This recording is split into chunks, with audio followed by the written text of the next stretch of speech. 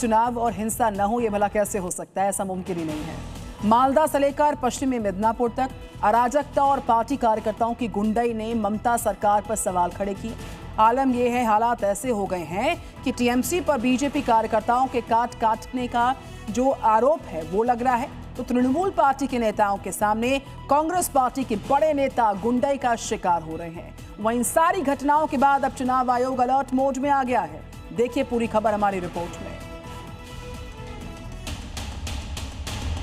चुनाव की दहलीज पर खड़े बंगाल में बवाल थमने का नाम नहीं ले रहा है।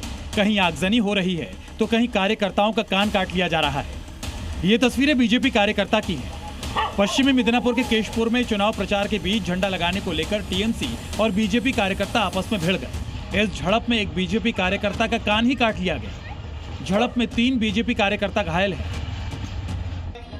बीजेपी का आरोप है कि जब वो अपनी पार्टी का झंडा लगा रहे थे तभी तृणमूल के गुंडों ने झंडे को फेंक दिया और झगड़ा शुरू कर दिया। आरोप है कि तृणमूल के प्रत्याशी शिवली घोष ने धमकी भी दी कि 4 मई के बाद तन्मय घोष को देख लेंगे। इस घटना के बाद से केशपुर में तनाव का माहौल है।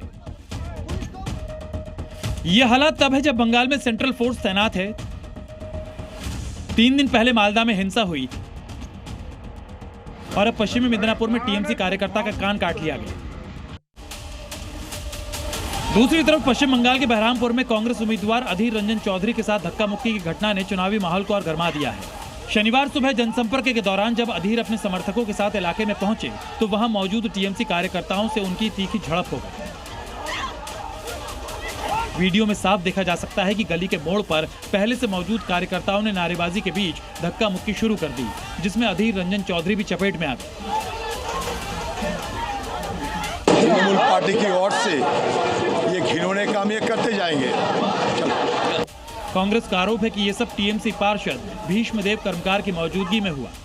चुनावी तनाव के बीच चुनाव आयोग भी पूरी तरह अलर्ट मोड पर है। आयोग ने साफ कर दिया है कि चुनाव के बाद भी सुरक्षा में कोई ढील नहीं दी जाएगी।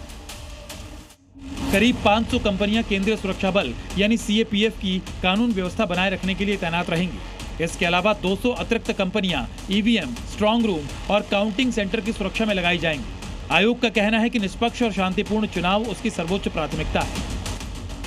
अब देखना होगा कि चुनाव आयोग के सख्त इंतजाम इस सियासी तपिश को कितना काबू में ला पाते हैं, क्योंकि ऐसी घटनाओं पर चुनाव आयोग लगातार नजर बनाए हुए है। ब्यूरो रिपोर्ट, जी मीडिया।